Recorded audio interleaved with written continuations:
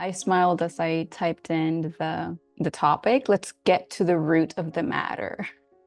Let's get to the root of the matter. Why can't we just experience happiness and joy and fulfillment? First of all, how about bring to the present moment an experience today where you perhaps felt unsatisfied, you felt frustrated, you felt unhappy, and let's work with that, because I think that's the most appropriate way to provide an answer that's meaningful. And I will use what I went through earlier this morning as I was feeling frustration. At the core, like, let's get to the core of the matter here. The core of the matter is that we were expecting something outside of us to provide us with a feeling that we think we lack inside. That's the core of the matter. That is ultimately why we are in a constant state of searching outside of us for the very things that we have disconnected from internally. I can go into explaining why that happened, so maybe that will be helpful. We have experienced a lot of situations since we were born, and those situations get collected by a subset of our mind that wants to keep us safe and protected. And it's strategizing, it's constantly strategizing to keep us safe, but not necessarily happy.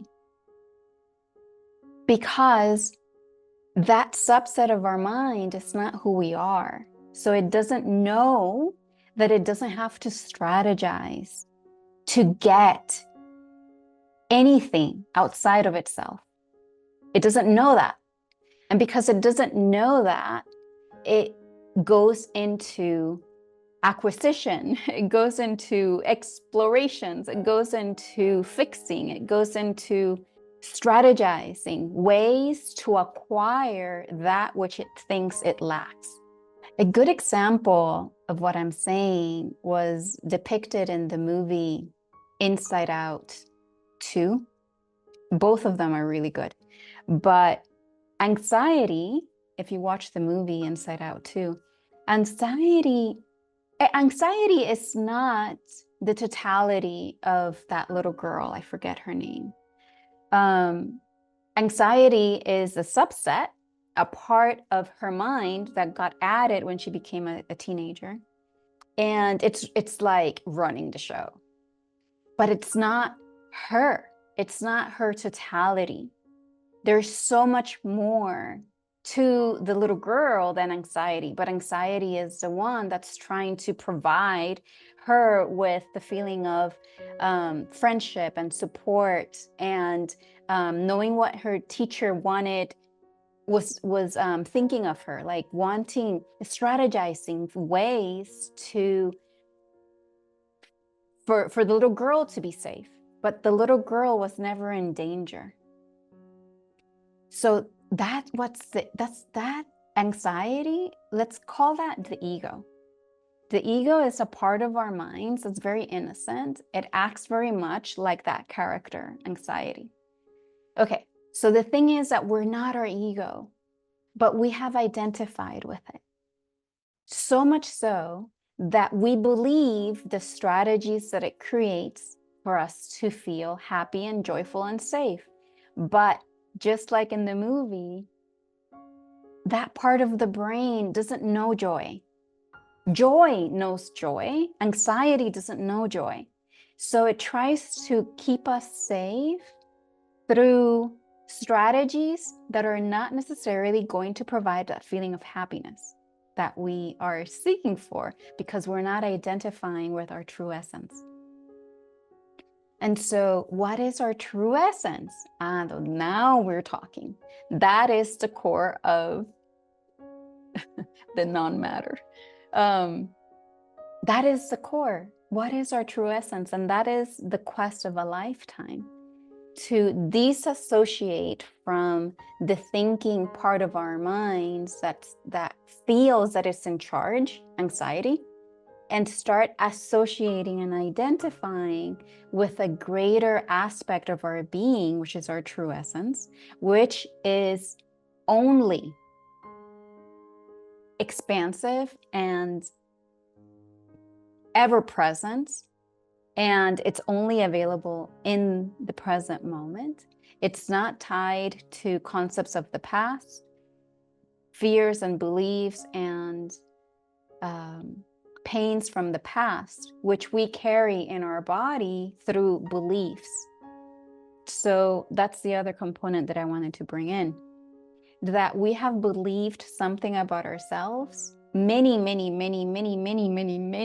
years ago, potentially when we were children. We could feel that there's a lack of generosity in the world, that there is a constant attack. And this is out of no fault of any given person, but it is our responsibility to deal with the situation that we've been given. And so we've been given a situation because we can handle it. And we have lived in a world of attack. We have experienced a lot of lack, a lot of blame, a lot of shame, and a lot of experiences that start our ego, the part of the mind that wants to keep you safe, will cling on to those perceptions and like codify based on its own interpretation. Say that you go out to the world to experience prolific love, like someone just pouring out love to you. Okay, so you go out to the world to try to find that. That's the strategy of anxiety, of the ego. Now, what happens in the world is that someone or something, your career, your children, your spouse, your parents, can't provide that proliferation of love to you because they themselves haven't tapped into it. And so now what happens is that you are validating the initial belief that you didn't have that. So it's almost like anxiety goes out to the world to find fulfillment, but it doesn't look at the premise that it's incorrect, that you're not fulfilled, that you're not loved, that you're not abundant, that you're not okay. Like that is the foundational belief system that is completely unseen. And the thing is that blinds us. It puts a veil between our focused mind. So our attention goes so narrow to a strategy to find the thing that we think we're lacking, that it completely ignores the essence that we are. Just like anxiety was so into solving the problem of the friendship in that movie, having friends the next year, that it was completely oblivious. She was like knocking people over, her own teammates, knocking her teammates over, because she was so narrowly focused on that specific belief that she wasn't going to be okay if that strategy wasn't acted on. So what's going on is that we have now believed something that's not real about us, completely ignoring our essence. And so it happens to everybody. It happened to me this morning. So when I felt frustration, this is what I do. There is a belief in my mind that I am lacking something. And I don't know where that belief came from. I don't know when I believed it, but I can feel lack of appreciation right now. I can feel that. I can feel lack of love. So instead of blaming the world for that felt sense, what I do is I don't blame anyone for it. And every part of your brain that is activated on finding appreciation is going to be like focused on, no, that person deprived me from appreciation, so that person is wrong. Okay, but so we don't do that. We don't do that. We completely unbind the world from that feeling, and we simply go to the feeling. And the feeling, you just feel it. And it may take a while for that feeling to go through your system.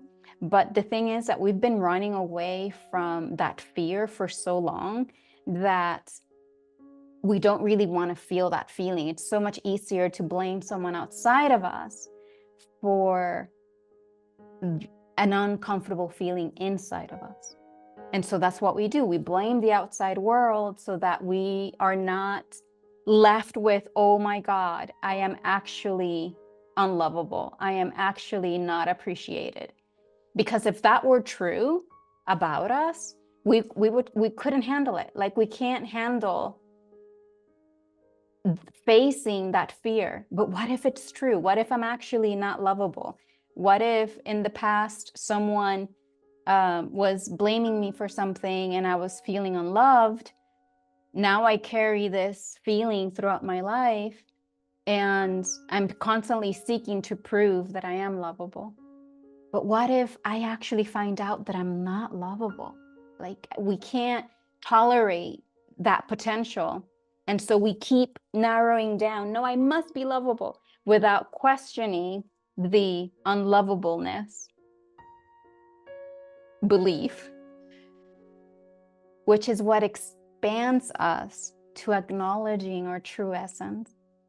And so ultimately, the reason why we're not happy, the reason why we're not satisfied is because we're constantly, we have disconnected from the essence of who we are. We have disconnected from the essence that we are. And there is a subset of our brain that is constantly trying to find strategies to meet those aspirations and longings that we have disconnected from inside. And so the reason why we're not happy is because we seek for experiences to kind of like prove ourselves right. Like, you think that you're going out to the world to prove the idea wrong, like the unconscious idea wrong, and find love and fulfillment that way. But it's almost like you won't find it, because the premise is what's echoing inside of the mind is, what if I'm not lovable? What if I'm not lovable? What if I'm not lovable? And it's like an echo, echo, echo, echo, echo, echo.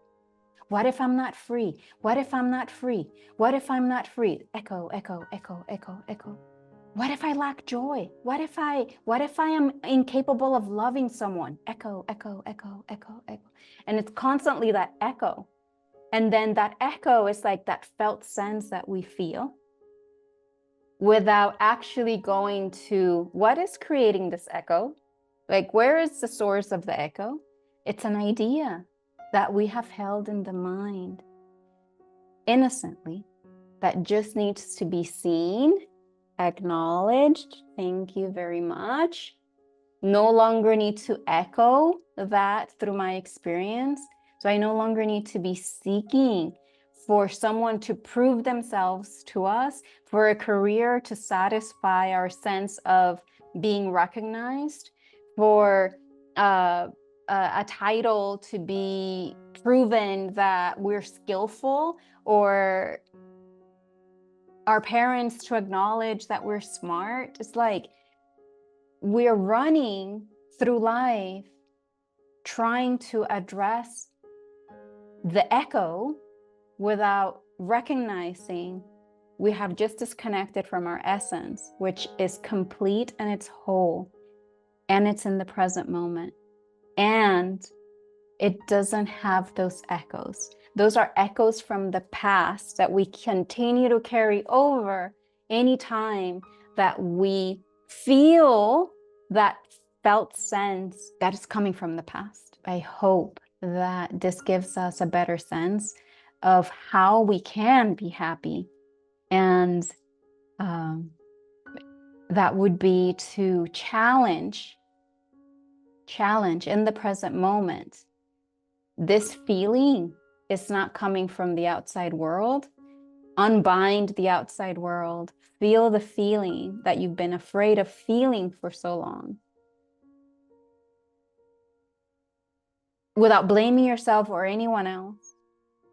And that feeling is going to start to subside. So that echo is going to start to subside. And we can simply rest the anxious mind that's been striving to prove that thing wrong. It can relax in the present moment. Relax where? Relax into the essence of your being that is free from all of those false beliefs that we've been carrying for so long. So we rest in the essence of our being, which is relaxing our mind into this moment. Having anxiety relax into this moment.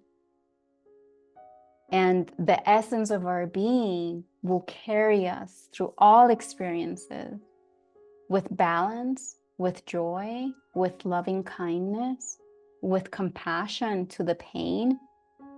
But it doesn't collapse, and it doesn't deny, and it doesn't believe that it's lacking. It simply is a loving essence, a benevolent essence that carries us through life. And that is our true being. And that is what is real about us. And if you're interested in learning how to connect to that, I'm going to start Intentional Evolution cohort again in 2025 in January.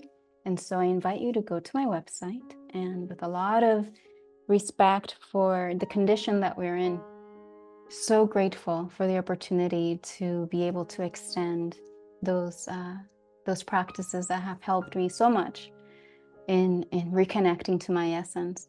And of course, I'm not perfect. Like I said, I had a situation this morning where I felt frustrated and not appreciated, but I don't see those anymore as problems. I see it as, oh, here's a little something that I haven't looked at yet. And it's like it continues to just create depth into trusting that I can relax the anxious mind that is seeking for something outside of me.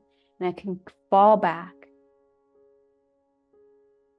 into my essence, into my presence, which is the greater part of the mind that is not being driven by fear or anxiety. So I hope that makes sense. Welcome you to ask questions, and until next time.